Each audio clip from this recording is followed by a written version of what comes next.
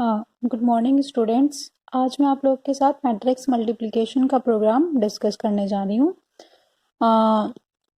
मैंने आप लोग को इसकी रिगार्डिंग एक पीडीएफ भी सेंड की थी, जिसमें मैंने कुछ एग्जाम्पल आप लोग से कहा था कि आप लोग प्रैक्टिस कर लेना मैट्रिक्स मल्टीप्लिकेशन, यानी दो मैट्रिक्स को कैसे मल्टीप्लाई करते हैं।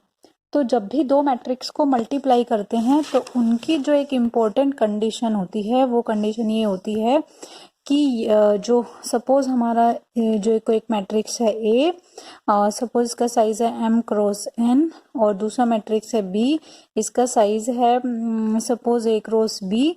तो इन दोनों की मल्टीप्लाई तभी होगी जब n यानी पहले मैट्रिक्स का कॉलम और b यानी दूसरे मैट्रिक्स का रो, ये दोनों बराबर हो। ये तो n इक्वल टू a होगा, तभी हम इन दोनों मैट्रिक्स की मल्टीप्लाई कर पाएंगे। सपोज a का क्या है साइज 2 इंटू 3 है, और b का साइज है 3 इंटू 4, यानी ये और ये दोनों बराबर है। तब इस केस में हम इन दोनों को मल्टीप्लाई कर पाएंगे, और जो रिजल्टेंट मैट्रिक्स होगा, जो a क्रॉस b का जो रिजल्टेंट मैट्रिक्स होगा, तो इसका जो साइज होगा वो होता है पहले मैट्रिक्स की रो और दूसरे मैट्रिक्स का कॉलम, यानी जो इसका साइज होता है वो 2 क्रॉस 4 होता है। अगर a का साइज 2 क्रॉस 3 होगा और अगर b का साइज भी 2 क्रॉस 3 होता, तब हम इनकी मल्टीप्लाई नहीं कर पाएंगे। हम इनको मल्टीप्लाई नहीं कर पाएंगे। क्यों नहीं कर पाएंगे? क्योंकि जो इसका कॉलम है और जो इसकी रो है ये आपस में इक्वल नहीं है। तो जो सबसे पहली कंडीशन है कि हमें दो मैट्रिक्स को मल्टीप्लाई कर पाएंगे या नहीं, तो उसके लिए सबसे इम्पोर्टेंट कंडीशन क्या है कि पहले मैट्रिक्स का कॉलम और दूसरे मैट्रिक्स की रो ये दोनों बराबर होनी चाहिए, और जो रिजल्टेंट मैट्रिक्स होगा, जो इनका जो भी रिजल्ट स्टोर करेगा, आउटपुट स्टोर करेगा, उसका साइज होता है पहले मैट्रिक्स का रो और लास्ट मैट्रिक्स का कॉलम। ठीक है, तो जैसे मैंने आप मैट्रिक्स एडिशन वाला प्रोग्राम भी आप लोग को क्लास में समझाया था, बिल्कुल सेम वैसा ही है। देखने में ये मैट्रिक्स मल्टीप्लिकेशन का प्रोग्राम बड़ा लगेगा, लेकिन बहुत ही इजी है। मैं आप लोग को इजी वे में समझाऊंगी। तो सबसे पहले आप लोग एक फॉर्मूला याद रखना, ठीक है। सपोज जो इस प्रोग्राम में मैं लूंगी उसके हिसाब से मैं बता रही हूँ।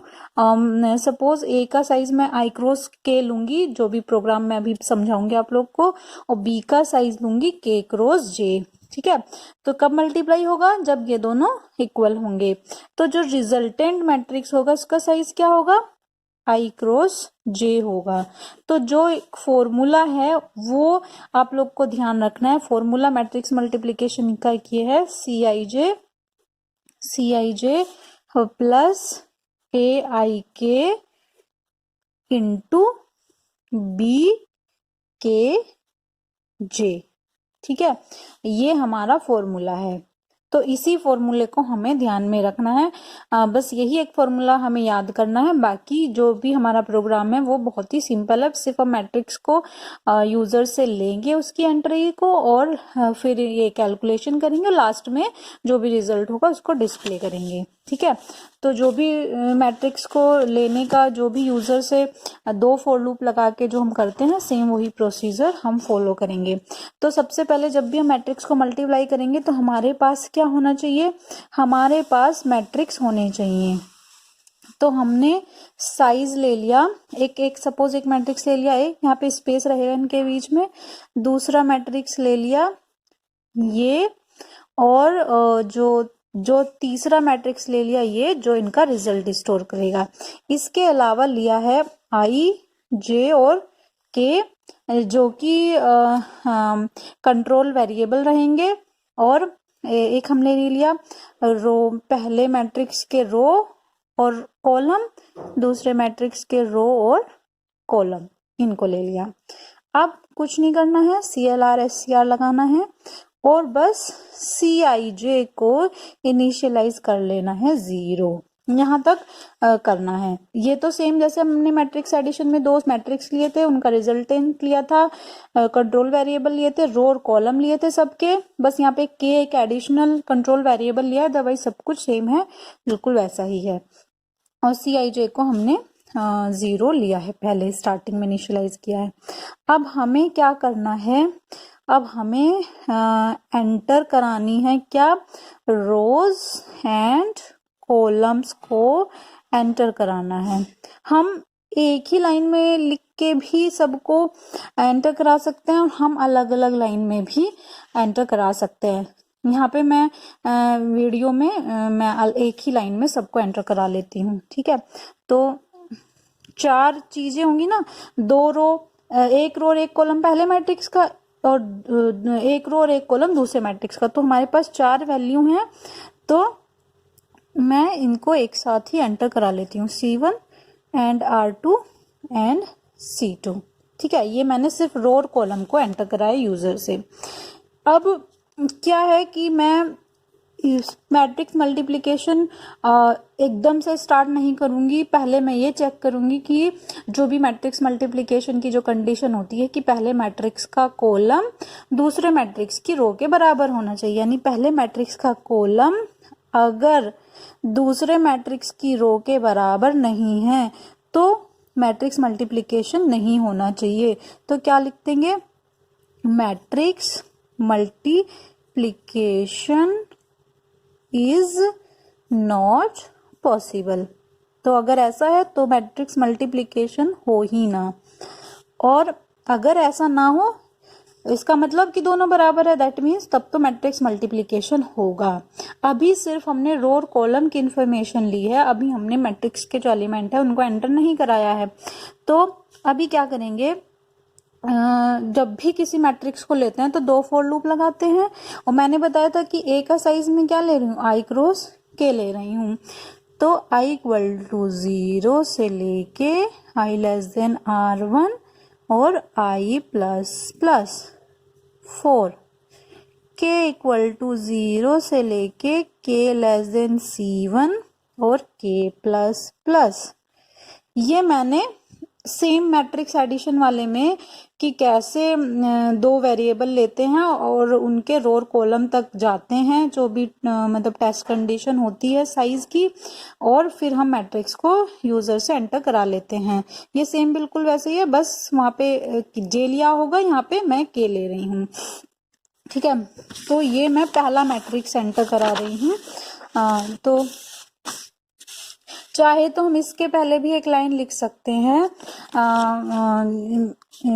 इसके पहले हम एक लाइन लिख सकते हैं, प्रिंटफ एंटर ए, ठीक है। तो ए को एंटर कराने के लिए क्या करना पड़ेगा, 2 फॉर लूप लगाने पड़ेंगे, और यहाँ पे क्या लिखना पड़ेगा, स्कैन %d एंड AIK, ठीक है। क्योंकि आई और के कंट्रोल कर रहा है तो आई और के, ये पहले फॉर लूप का ब्रैकेट है क्लोज, ये दूसरे लूप का। अब फिर मैं क्या लिखना, फिर मैं किसको एंटर कराना चाहती हूँ, दूसरे मैट्रिक्स को। तो मैं क्या यूजर से कह रही हूँ, एंटर बी को एंटर करो।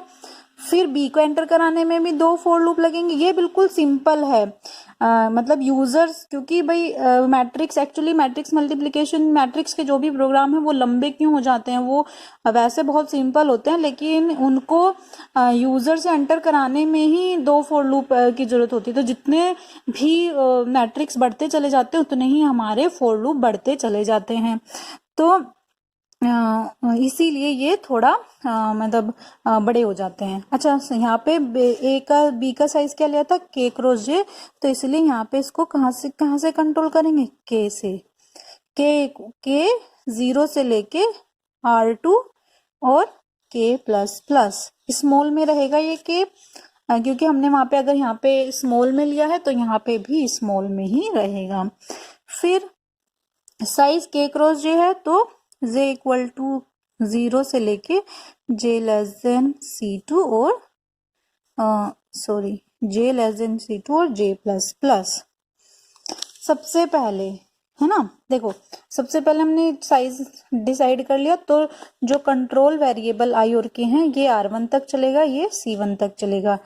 इसका साइज के जे है, ये R2 तक चलेगा और ये C2 तक चलेगा। बस 2 फॉर लूप लगाने हैं जो कि बहुत ही इजी हैं, बस हम यूजर से एंटर कराने हैं। तो इसमें लिखेंगे %d एंड b, k और j। ये इसका ब्रैकेट बंद, ये इसका ब्रैकेट बंद।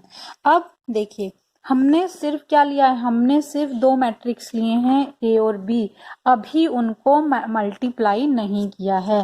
फिर जो अब मल्टीप्लाई करना है तो मैंने एक फॉर्मूला बताया था, ये C I J equal to C I J plus A I K into B के जे। तो इसमें देखो तीन वेरिएबल दिख रहे हैं ना, आई जे और के दिख रहा है ना, तो हम लोग जो बस यहाँ पे आप लोग को ध्यान देना है, जो इम्पोर्टेंट चीज है वो यहाँ पे है। इसको मैं दूसरे पेन से यूज करी हूँ, बस ये इम्पोर्टेंट चीज है जो कि आपको अच्छे से मतलब रिमेम्बर रखनी है ड्यूरिंग जब आप प्रोग्राम एग्जाम में लिखेंगे। तो I equal to J, I less than R1, I plus plus 4,